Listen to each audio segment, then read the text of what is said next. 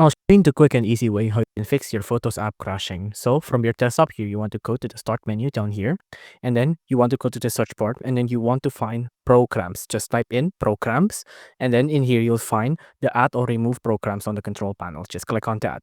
Now on here, you can see it'll show all of your latest program. You just want to go to the search bar up here, and then you want to search up photos, right? It's because the one we're having problem with is photos. So obviously here it is, photos. Now on photos, click on the three bar up here, and then click on advanced option. Now on advanced options here, scroll down, and you want to click on this do button here, repair, and then reset. After that, that's it, you're done. If you're still having problems, there is a more advanced solution. So go to the search bar down here, and then you want to find command prompt CMD, and then on CMD here, you want to click on run administrator. Click on yes, and then you want to type in sfc/scan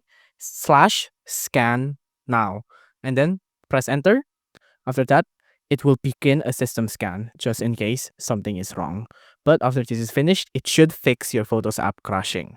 If you enjoyed this video, please do consider liking and subscribing.